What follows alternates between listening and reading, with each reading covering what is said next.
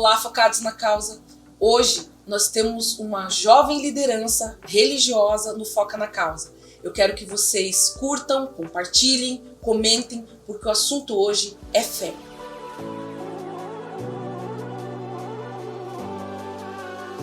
Seja muito bem-vindo, pastor Rafael Santos. E eu gostaria que a Focaverna seja aqui sempre um ambiente onde você possa vir e possa dar a sua palavra para as pessoas que necessitam. Seja bem-vindo. Obrigado, Cláudio. Eu agradeço pelo convite, pela honra, pelo privilégio de participar desse podcast, onde eu pude fazer parte um pouquinho dessa história, e estar vendo isso aqui concretizado, sendo realizado, é um motivo de muita alegria. Te agradeço pelo privilégio de poder participar aqui e juntos poder compartilhar um pouquinho daquilo que Deus tem feito na nossa vida. Eu que agradeço a sua presença. Pastor, eu coloquei esse tema da fé porque eu sou uma pessoa que acredito em Deus, mas apesar de a gente saber que o assunto Deus e fé, ele é um assunto muito polêmico, né? Desde o início do mundo, pessoas brigam, países brigam por causa de religião, ou de fé, ou do tema Deus. E para mim, não deu. Eu lembro que no início da minha universidade, eu fui estudar um autor, que eu não vou dizer o nome porque tem as pessoas... Vou dizer que são os heideggerianos lá, os heideggerianos. E para mim não deu, né? Eu sou uma pessoa que preciso acreditar que existe, né? Que existe Deus. Algumas pessoas conseguem viver sem acreditar, que são considerados ateus, né? Então, tudo bem, mas eu sou uma pessoa que não consigo. E aí eu gostaria de perguntar para o pastor, em relação à fé, como ela se dá, de alguma forma, nesse sentido, não da religião em si, mas do pessoal, da pessoa. É possível ter fé e não ter fé? É uma condição biológica, é uma condição social, é uma condição como se fosse doutrinária. Como que o pastor vê isso? Eu costumo dizer que é mais difícil você acreditar que não existe um Deus do que acreditar que Deus existe. É só nós olharmos para o mundo, para a natureza, para a complexidade do universo, do ser humano.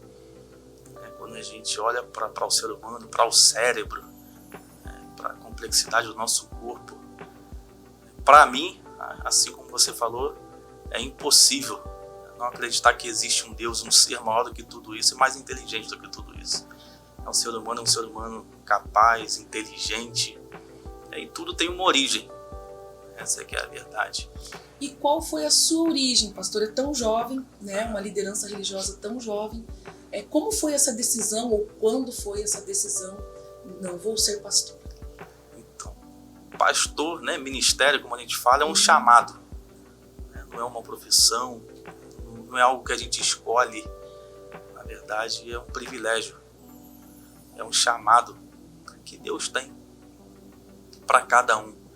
E eu sou nascido e criado na igreja, né? Sou neto de pastor, sou a terceira geração de pastores da minha família.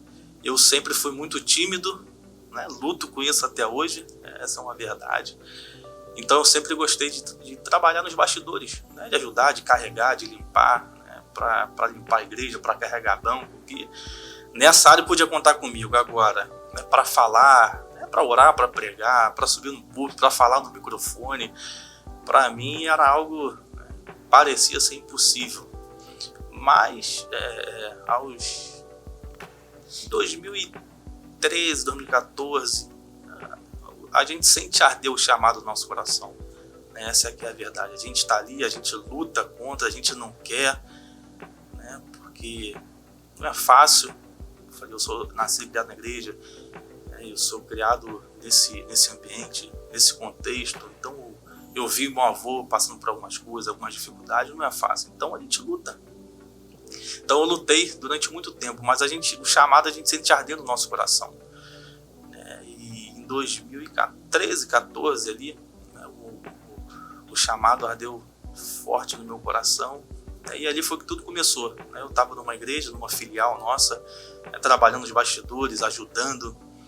E ali, de acordo com a necessidade daquela igreja, era uma igreja pequena, era uma igreja menor, lá no Rio de Janeiro, lá no morro do Rio de Janeiro. Eu fui para poder ajudar um amigo, para poder servir da forma que eu gostava.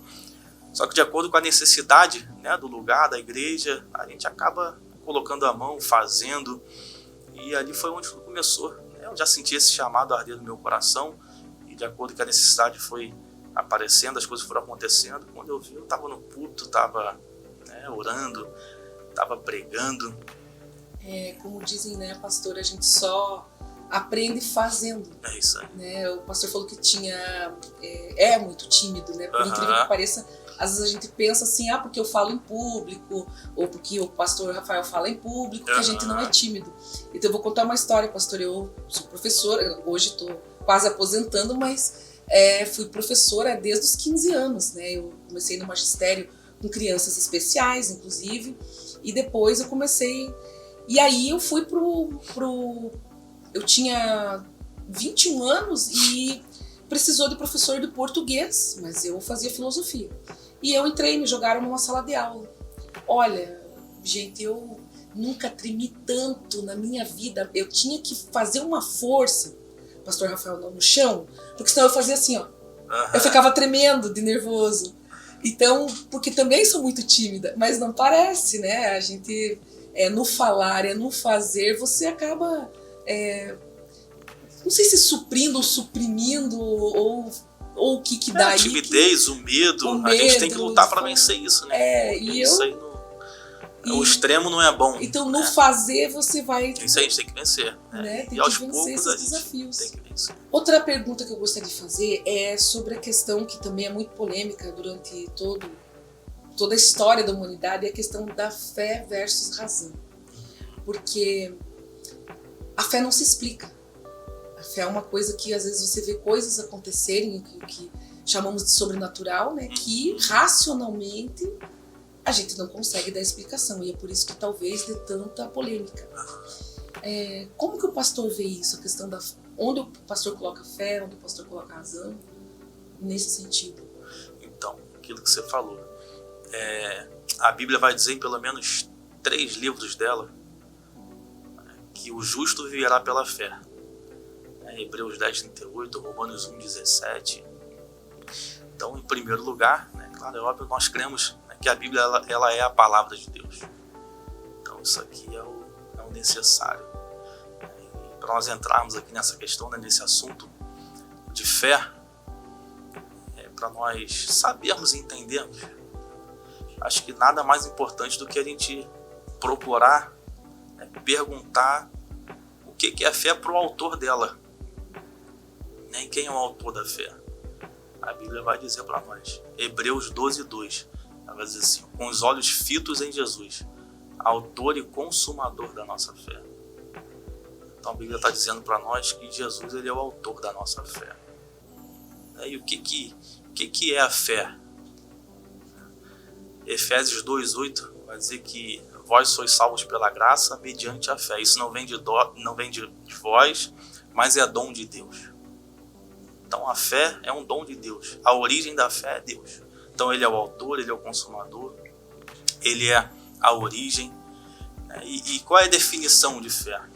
Então para nós que cremos na Bíblia, na palavra de Deus, nada melhor do que nós vermos a definição de fé na Bíblia, na palavra.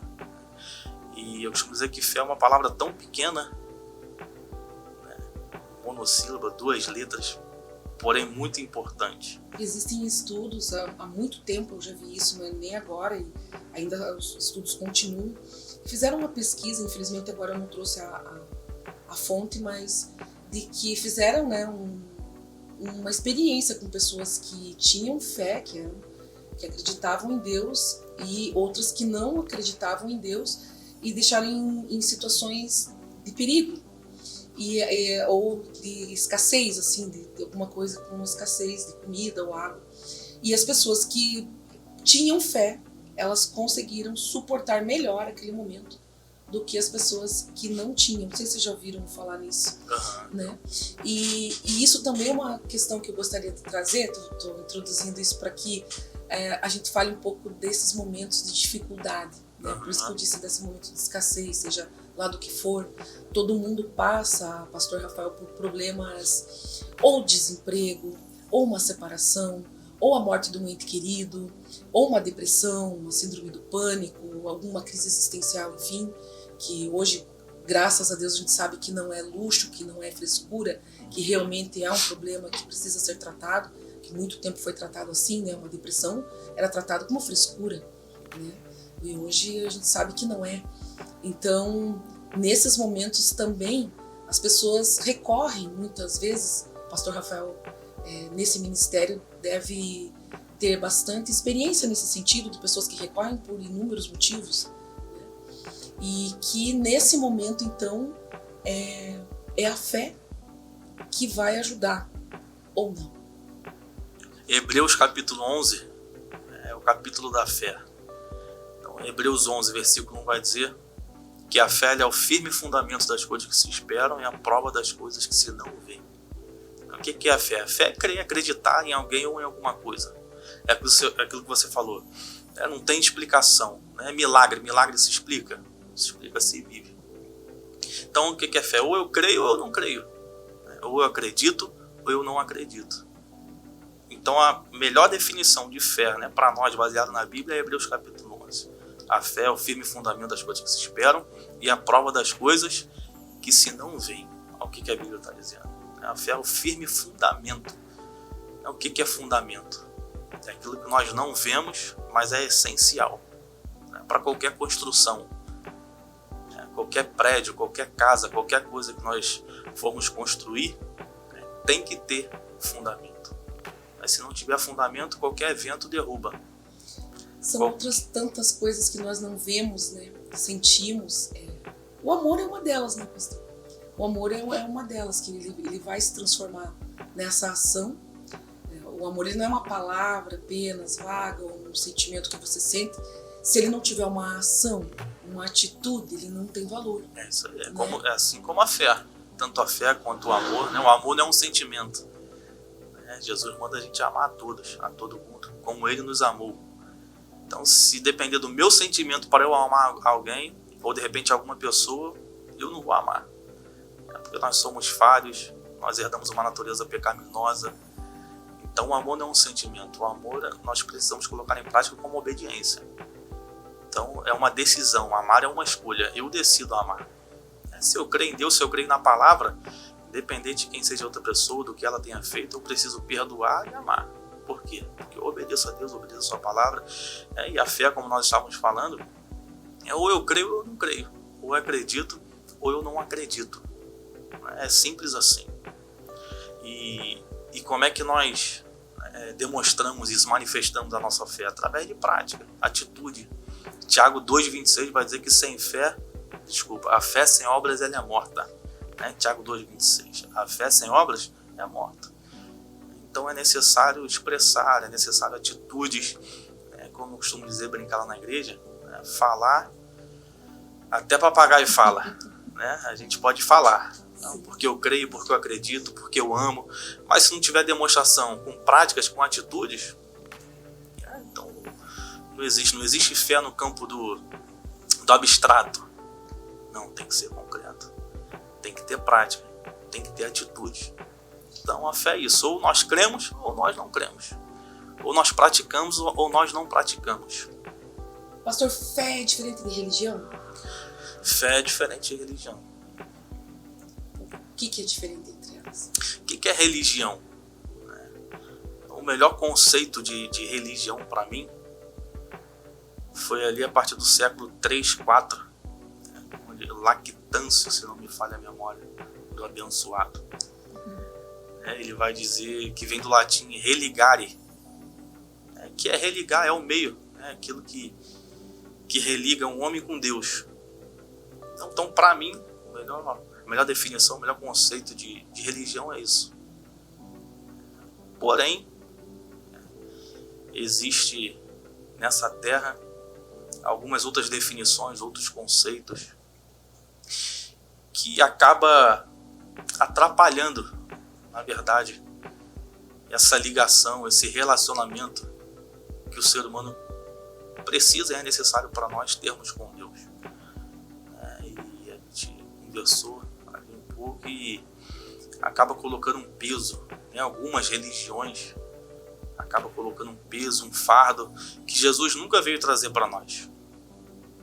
Jesus não veio implantar uma religião. Não, Jesus veio implantar o seu reino. Arrependam-se, ou seja, arrepende dos seus pecados, porque é chegado o reino dos céus.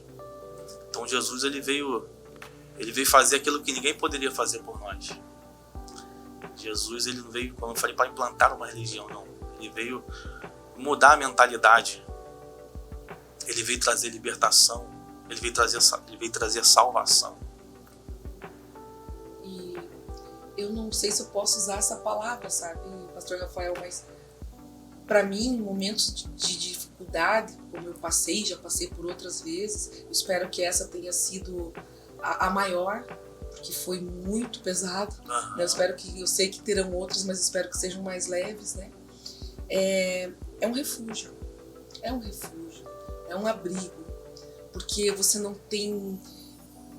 eu falo de mim mesmo, né? Esse momento da morte do meu ente querido, não tem colo, Pastor Rafael, não tem um abraço. Os abraços são bons, sabe? Eu digo, às vezes as pessoas, eu não sei o que te dizer nesse momento, né? Principalmente do momento em que ele faleceu. Eu não sei o que te dizer, mas eu digo para as pessoas, não precisa falar nada. Um abraço nesse momento que a dor é imensa, ele parece que ele é um band-aid, assim, sabe? Naquela ferida aberta. O abraço já é muito importante nesse momento.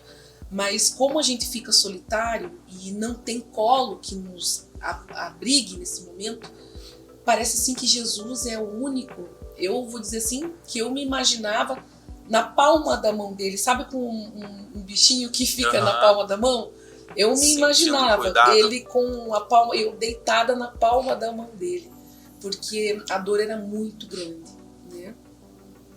E falando disso, Pastor Rafael, Jesus usava muitas parábolas, né, para se expressar, porque ele acreditava que as pessoas não entenderiam de outra forma. Eu não sou muito boa de Bíblia, mas parece que é isso. Ele utilizava parábolas porque ele achava que isso, né, faria com que ele se fosse mais entendido. O Getsemane, né, é uma parábola. Não. Não é? Não. O que é o Getsemane? É literal. O que é o Getsemane? É fato, é algo que aconteceu. Então o Getsemane é um jardim. Jardim do Getsemane, onde o significado significa prensa, né? Prensar, lagar, lugar de prensar azeitona, né? Para extrair, né? Óleo, para extrair azeite. E é um lugar onde Jesus passou no momento que estava chegando próximo da sua crucificação, né? Da sua morte. Então, essa história está ali em Lucas capítulo 22, a partir do versículo 39. Jesus vai para o Getsemane para poder orar, né? Algo que era de costume de Jesus, ir para esses lugares, né? Para os montes, lugares altos, para orar, para falar com Deus. Então, nesse momento, Jesus vai para o Getsemane, Jesus vai para esse lugar de prensa, de prensar para poder orar. E ali nesse momento, né, sabendo do que iria acontecer, né? Jesus sabia. Ele sabia do seu propósito aqui nessa terra, né, e ele veio para cumprir. Esse era o que foi o maior propósito de Jesus, salvar a humanidade, né, ele veio fazer aquilo que ninguém poderia fazer por nós. Sabendo do que iria acontecer, Jesus vai para o Getsemane para poder orar. Chegando ali, ele começa a orar, e o texto vai dizer que Jesus estava em agonia, né, grande aflição. Porque naquele momento ali, um dos seus discípulos o trairia, né, que seria Judas. Esse não era o principal fato, né, da grande aflição de Jesus, mas também não é bom, né? Quem é que gosta de ser traído por um amigo, né, por um discípulo? Quem queria gostar? E além da traição, né, um pouco depois, um outro discípulo seu o negaria. Então Jesus ele sabia que ali ele seria traído, Jesus sabia que ele seria negado, só que o fato principal não era isso, né, da grande aflição e agonia de Jesus. Ele sabia que ali ele seria preso, né? Estava chegando o momento em que as suas mãos e os seus pés seriam pregados, né? estava chegando o momento em que ele receberia uma coroa, não uma coroa de rei, não uma coroa de ouro, mas uma coroa de espinho, né, que seria cravado ali na sua cabeça. Ele sabia que estava chegando o momento da sua morte. Então, nós sabemos que Jesus ele é 100% Deus, mas 100% homem. E ali no Getsemane a gente via a humanidade de Jesus. E a gente vê o seu sofrimento, a sua aflição, a sua agonia. Então, sabendo do que viria a acontecer, ele sofre. Então, é nesse momento que ele fala, afasta de mim. Então, aí, né, ele tem os sintomas humanos, né? Imagina o seu coração ali batendo forte, né, suando. E nesse momento ele, de aflição, de grande agonia, o texto vai dizer que quanto mais ele orava, ele ficava mais agoniado, mais tempo passado, mais aflito ele ficava. E é nesse momento que ele se coloca de joelho, ele se prostra e começa a orar, né? E vai falar com Deus. Ele vai falar: Senhor, se possível, afasta de mim esse cálice. Ou seja, parafraseando, trazendo para nós, se possível, eu não quero passar por isso, eu não quero viver isso, mas que seja feita a tua vontade. Então ele faz essa oração, e Jesus ali, e Deus, né, envia um anjo. O texto vai dizer que Deus envia um anjo para poder trazer conforto e consolo para Jesus, para enfrentar aquele momento. E aqui eu aprendo uma coisa: nesses momentos, de duas, uma coisa vai acontecer. Ou Jesus vai nos livrar da situação, Deus, né, vai nos livrar da situação, que Ele pode fazer, né, nos livrar de qualquer situação difícil, ou Ele vai nos dar força para passarmos por essa situação. Então eu aprendo outra coisa aqui. Todos nós vivemos os nossos Getsêmanes. Todos nós temos os nossos Getsêmanes. Jesus teve um momento dele, né? Jesus ali foi prensado, esse é o significado. E esse significado não é acaso, né? Não é coincidência, não. Tudo tem um propósito, né? E Jesus ali ele foi prensado. O texto vai dizer que o seu suor se tornou em gotas de sangue, de tamanha aflição e agonia de Jesus. Então esse foi o Getsemane de Jesus. Todos nós, todo ser humano tem o seu Getsemane, passa pelo seu Getsemane, já passou, está passando ou vai passar. E eu gosto de dizer, Cláudio, isso aqui, eu costumo dizer lá na igreja que eu não fui chamado para enganar ninguém, né? Eu não posso enganar ninguém, porque nós, seres humanos, nós gostamos de ouvir aquilo que é bom, né? Aquilo que é legal, não tem problema nenhum, a gente também fala o que é bom, o que é legal, prega. Só que Jesus, ele nunca nos enganou. João 16:33 vai dizer assim, ó: no mundo tereis aflições, mas tende bom ânimo, porque eu venci. Mateus 6:34, o próprio Jesus vai dizer: não andeis inquietos pelo dia de amanhã, cada dia cuidará de si mesmo, basta cada dia o seu mal. O Salmo 34, verso 19, o salmista vai dizer assim, ó: muitas são as aflições do justo, não são poucas, não são mais ou menos. Ele vai dizer: muitas são as aflições do justo, mas não tem um ponto final, tem uma vírgula. Mas o Senhor o livra de todas elas. Então Jesus, ele nunca nos enganou. Ele não disse para nós que aqui nessa terra seria tudo mil maravilhas, seria tudo perfeito. Ele não disse que não teria luta, ele não disse que não teria aflição, ele não disse que não teria perda, ele não disse nada disso. Ele disse que tem aflição, ele disse que tem luta, né? Cada dia bastará, basta cada dia o seu mal, desculpa. Ou seja, hoje teve mal, amanhã vai ter mal, depois da manhã vai ter mal. Ele só nos deu uma certeza, que para todos os momentos ele está com a gente. Então, para o momento da luta, para o momento da adversidade, para o momento da agonia, para o momento da aflição, ele prometeu estar conosco, né? Mateus 28:20 vai dizer assim, ó: eis que estou convosco todos os dias, até a consumação dos séculos. Ele não falou: eis que estou convosco na fartura, eis que estou convosco, né, na bonança, eis que estou convosco na adversidade. Não, eis que estou convosco todos os dias, na fartura, na bonança, na luta, na adversidade, em todo tempo, em todo momento, ele prometeu estar com a gente. Só que então, nós, né, pastor Rafael, nós seres humanos, eu falo nós, né? Pode ser eu. Que nós temos também, assim, uma questão de... A gente procura Deus, ou procura Jesus, ou procura até uma religião nos momentos de aflição, nos momentos do Getsemane. Estou passando por uma dificuldade, por uma crise, uma traição, uma doença, um desemprego. Enfim, os problemas são inúmeros, né? Inumeráveis. E será que é por isso, eu estou fazendo essa pergunta assim, né? Que as pessoas, elas às vezes têm essa dúvida ou não buscam, porque normalmente a gente só busca no momento que tá ruim.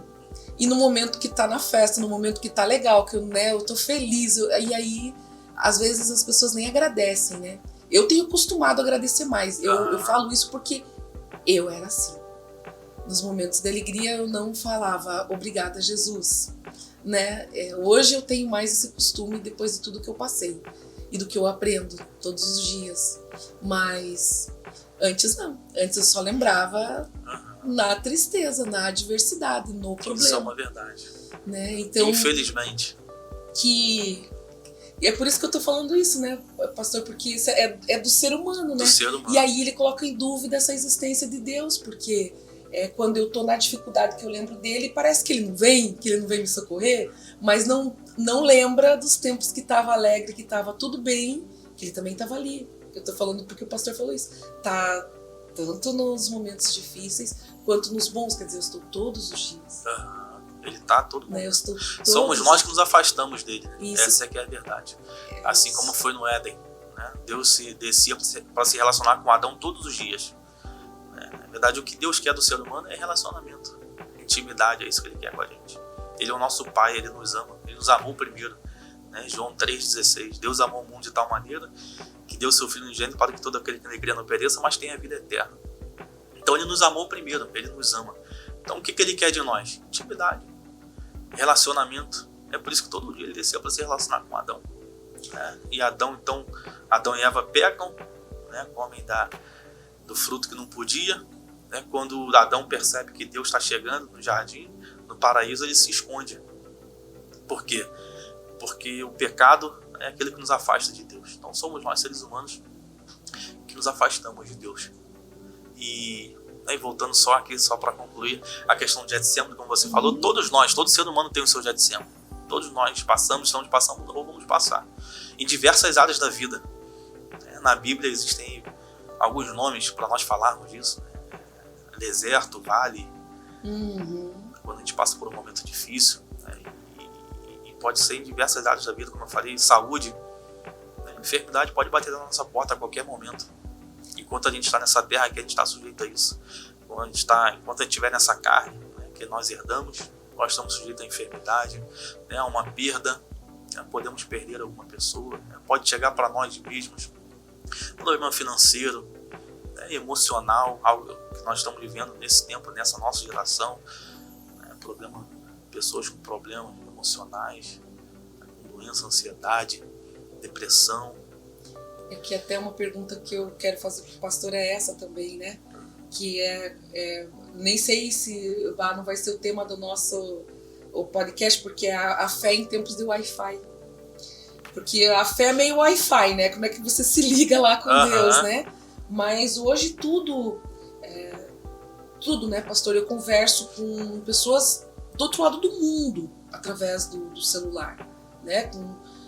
Fazem reuniões, eu que fui da política, antes eu tinha que viajar para Florianópolis, para Chapecó, são 8 horas, 5 horas de viagem. Hoje tem a reunião online. Que horas vai ser a reunião? Né? Hoje eu não faço mais parte da política, mas há muito tempo atrás já foi colocado. Você liga lá o Google Meet e você faz a reunião com pessoas que estão até lá no Japão, se quiser, né? O horário ali, você não precisa se deslocar de onde você está.